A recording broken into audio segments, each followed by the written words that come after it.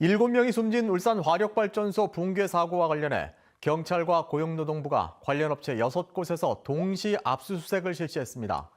지역 노동계가 발주처인 한국동서발전도 강력히 처벌해야 한다고 목소리를 높인 가운데 이렇게 강제 수사가 시작되면서 사고 원인과 책임 규명이 속도를 낼지 주목됩니다. 이용주 기자입니다. 울산화력 붕괴 사고 전담 수사팀 차량들이 사고 현장을 빠져나옵니다. 울산화력 붕괴 사고를 수사하고 있는 울산경찰과 부산지방고용노동청이 현장 감식 이틀 만에 관련 업체를 압수수색했습니다.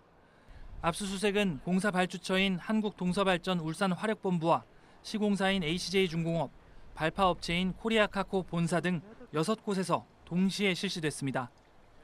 수사당국은 공사 관련 자료와 안전 매뉴얼, 업무용 PC, 서버 등 관련 증거를 확보한 것으로 알려졌습니다.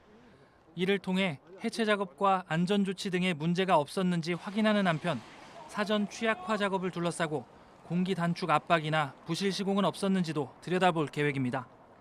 고용노동부는 수사와 별도로 노후 화력발전소 폐쇄 작업의 위험성 전반을 다시 점검한다는 계획입니다. 노동자 7명의 목숨을 앗아간 이번 사고에 대해 발주처인 한국동서발전에도 책임을 따져야 한다는 목소리도 커지고 있습니다. 이번 사고에서 동서발전이 시공사 선정과 안전관리 등 공사 전반을 총괄 관리하고 실질적인 통제권을 행사해 법적 책임이 있다는 겁니다. 산업안전보건법과 중대재해처벌법은 지금까지 일부 예외 판결을 제외하면 대부분 발주처에 사고 책임을 묻지 않아 왔습니다. 오히려 중대재해처벌법상 사업주 개념을 엄밀하게 적용해서 발주사의 경우에도 그 법적 책임을 묻는 그 첫 시작이 이 사건에서부터 시작되어야 된다라고 생각합니다. 지역 노동단체는 동서발전과 시공사, 발파업체 관계자 11명을 중대재해처벌법과 산업안전보건법 위반 혐의로 노동청에 고발하고 수사 과정을 끝까지 지켜볼 계획입니다. MBC 뉴스 이용주입니다.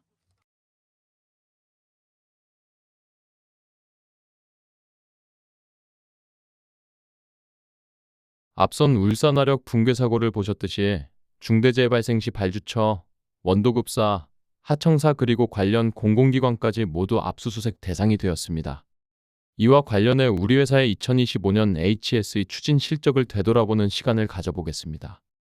우리 회사는 사업대표님을 필두로 35회의 경영책임자 합동점검을 실시하였으며 이는 중처법에 명시된 최소 분기 1회 이상의 점검에 대한 요구를 충족하고 있습니다.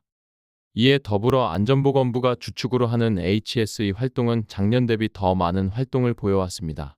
각 조직별 HSE 활동은 일부 부문이 HSE 점검의 날 행사 참여율이 저조한데요. 참여율을 높이기 위한 다각적인 접근 방법과 해당 부서의 적극적인 참여와 협조가 필요해 보입니다. 아울러 그룹회원의 11HSE 모니터링에 평균 1일 참여자는 31명으로 전체 임직원의 10% 정도만 사용하는데 당사가 진행하는 시공 현장 및 법적 관련 사항들을 매일 게시하고 있으니 많은 참여 바랍니다. HSE 경영평가 실적은 국내 각 현장 및 그에 속한 협력업체를 대상으로 진행하고 있으며 연간 또는 반기별 정기적인 HSE 평가를 진행해오고 있습니다.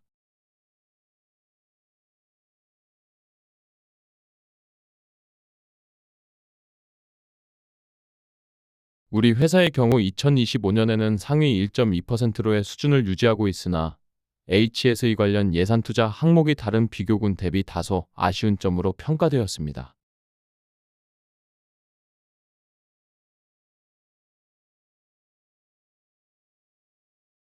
아울러 당사 협력사들은 SA 4 정도의 수준을 유지하고 있으며 SA 5 이하 등급의 협력사의 경우 안전보건관리체계 구축을 위한 정부 차원의 컨설팅 안내 및 교육을 진행 중입니다.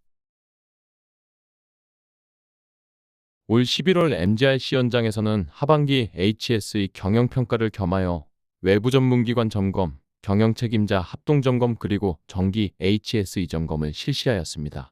그 결과 총 16건의 우수 사례와 44건의 지적 사례를 확인하였습니다.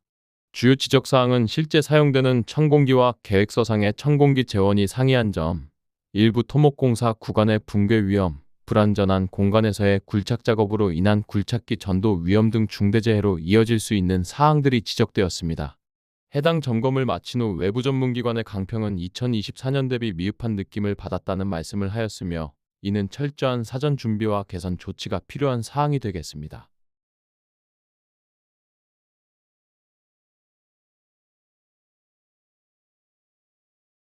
(2026년부터) 강화될 노동안전 종합대책 주요 사안은 불법 하도급 제재, 노동자 권리 보장 및 안전사고 발생 시 기업에 가해지는 제재 사항이 주된 내용이 이루어져 있으며 이는 과징금 도입, 영업정지 확대, 인허가 취소 그리고 공공입찰 자격 제한이 있습니다. 이런 정부의 노력에도 불구하고 실제 사망사고는 증가하였으며 정책에 대한 실효성에 의문점도 있지만 우리 회사는 정부 주도의 노동안전 종합대책의 만반의 준비가 필요하겠습니다.